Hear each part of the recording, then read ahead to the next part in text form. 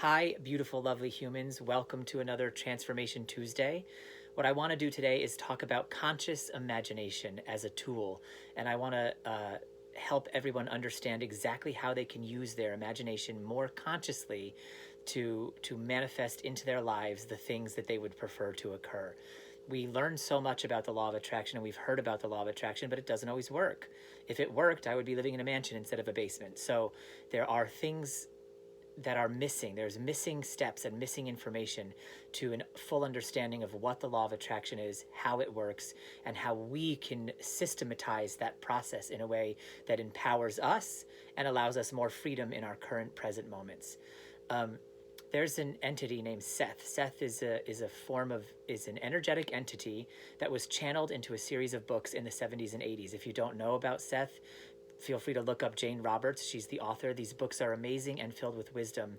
And what I'm about to teach comes from an understanding that all things are happening simultaneously, that the world we live in is an illusion. In the Hindu culture, that's called Maya, and that the time that we think of as part of this real world is also an illusion, that all things are happening now. Future events, past events, and your present moment are all happening now. And if you understand that things are happening simultaneously, then the words of Seth ring more true.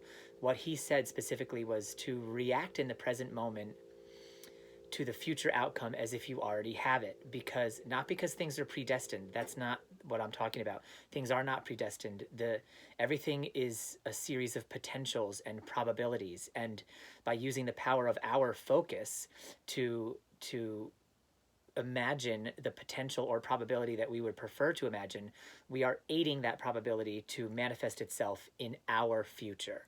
Okay, so there is a sort of step-by-step process we can go through to help us to manifest in the future and to help us to live in a place of peace and empowerment now. Both of those things are equally important because one of the steps is going to be detaching from the outcome. So the future that you are trying to manifest may never exactly come to pass. But if you can stay in the flow of what you're trying to create, then you allow room for a better potential to come about. So if we rigidly hold to the outcome we expect instead of playfully adapting to it, then it will lead to a dissatisfaction in the present moment. And dissatisfaction in the present moment will never ever get you to the place of the thing that you're trying to manifest or even close to that thing. So it's important to sort of follow a process that allows us to use our imagination consciously. Step one is to suspend your disbelief. Suspend your disbelief about the idea that you can't manifest, because you can, and suspend your disbelief about the idea that time is linear and one thing follows another, because it doesn't. And this process that you're going to go through to try to change your life for the better requires you to suspend your disbelief. It requires faith. Okay, so that's step one. And if you can do that, try to have fun with this whole thing. Step two is to relax. It's super simple. There have been scientific studies. There was a book called Where Magic and Science Meet, which talks about this in great detail. And governments have studied this, and scientific studies, double-blind, clinically controlled scientific studies have also gone into this field. And what they have determined is that when sort of magic phenomena occur, one of the things that aids them in occurring is being in a state of deep relaxation, or like a theta state. And the best way to describe it is that state where you're between awake and asleep, like at night right before you go to bed, and you're kind of like not dreaming yet, but you're not really awake. That state of being, that deeply relaxed state, is a state that shuts off the logical side of your brain. So it helps you to do step one, which is to suspend your disbelief. So by suspending your disbelief and relaxing into this deep sort of theta state of relaxation, you allow yourself space to do the next few steps without so much resistance from your logical mind. That would say, this can't work. That I haven't seen it work very much in my life, and magic is reserved for movies. Well, that's all just limiting beliefs. And if you can suspend those and relax deeply into a state where you're almost barely awake but don't sleep, then you put yourself in a position of allowing rather than pushing. And this process requires both. It requires you to suspend your disbelief, and it requires you to relax deeply. Those two things alone will actually improve your life. So just by doing steps 1 and 2, you will feel calmer and more relaxed, but it gets way better. Step 3 is to engage your imagination. So here is where you need to use great detail, which is why you can't fall asleep. So use great detail to imagine the future potential or the future probability that you want, springing from the present events that you're currently enduring. So this works in individual lives, and it works on a massive scale because your reality is just a mirror for your inner world anyway. So whatever your present circumstances are that you're currently enduring, from this place of present circumstances, imagine with great detail the future outcome you would like to happen, and engage your senses here. Your touch, your taste, your visual is the easiest one, but hearing, all of that. Like, put all of those details into your imagination. Engage with your imagination as deeply as you can so that you're not just having a mental experience, but you're having a sensory experience. Okay, step 4, conjure emotion. And I use the word conjure deliberately because I know in witchcraft and stuff we talk about conjuring spells, but this isn't witchcraft, but it is magic. It is very magical. Magic, according to Arthur C. Clarke, is just science that we have yet not fully understood. So don't let the word magic be a barrier to entry here. In fact, suspend your disbelief and play with these concepts and try them out for yourself. So step 4 is to conjure emotion. The word emotion, the E in front of emotion, stands for electricity. And so emotion just means electricity in motion. We are made of electricity. We are made of electromagnetic fields. So when you allow yourself to believe and you allow yourself to relax, you can engage your imagination in a way that is so sensory rich in detail that you can allow it to conjure up an emotion in you. Don't block that emotions. Don't resist or have any insistence. Have playfulness. Engage your sense of playfulness here so that you can have fun imagining in a sensory way what you're trying to imagine and manifest. Don't come from a place of yearning or need or insisting how it's going to go. That will stop this magic in its tracks, okay? You have to be playful about it. So conjure the emotions, and I say conjure because it doesn't mean feel what you're feeling. This isn't one of those. We talk about that in detail when how you can't skate past the negatives in your life, and that's fine. But for this exercise, you can. You're specifically trying to go into your imagination, imagine something different, better than what's current, and conjure up the emotions that would go along with that future state of being and feel them now, okay? And it should be very enjoyable, this picture that you paint with your mind and your heart.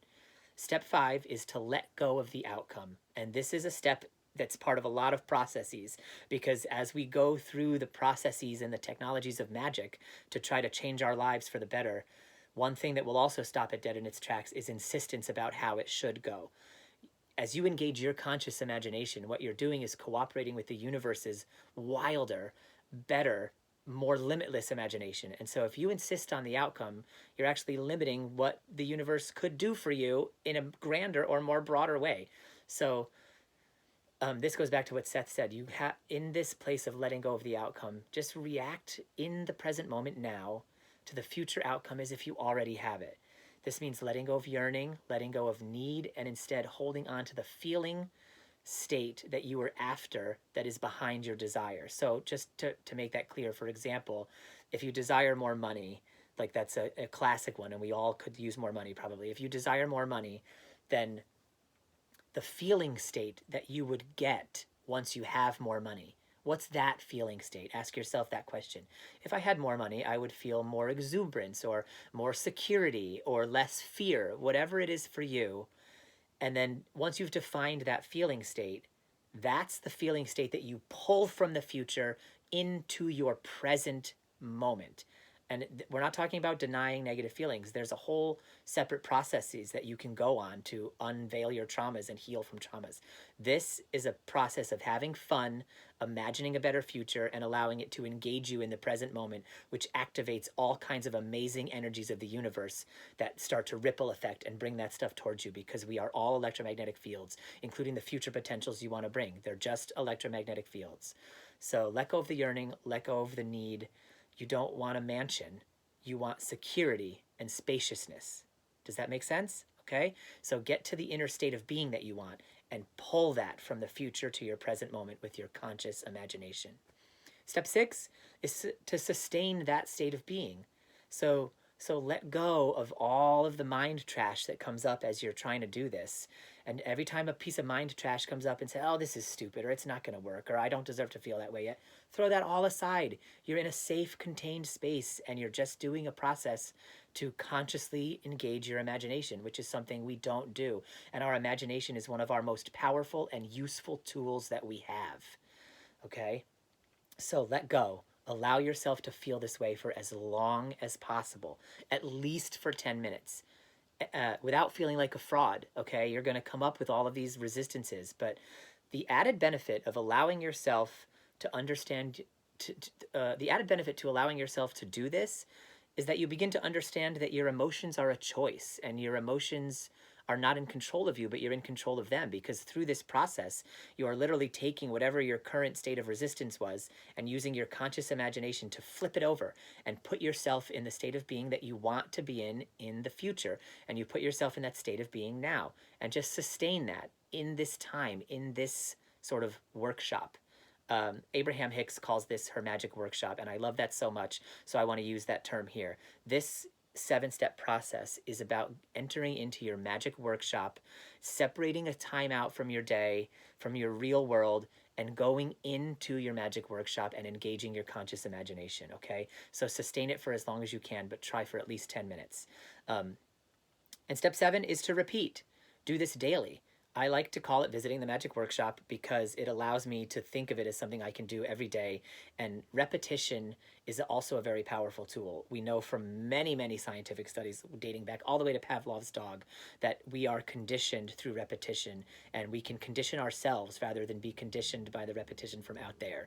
So you decide to choose the things that you want to repeat instead of just like letting your habits constantly repeat.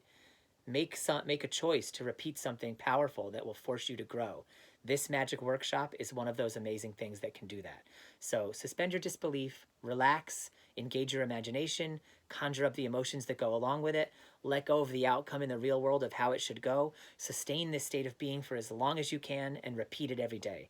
This is going to have a few results. 1, you're going to feel better all the time. 2, you're going to learn how to master your emotions. And 3, you just might manifest the things that you're asking for in your conscious imagination, because otherwise you're using your unconscious imagination, and what fun is that? We end up just imagining fear usually. Okay, good luck. Let me know in the comments how you guys do. I want you guys to practice this, try this if it resonates, and let's talk about it. Let's engage, because this stuff works, okay? Much love. See you on the next Transformation Tuesday. Bye.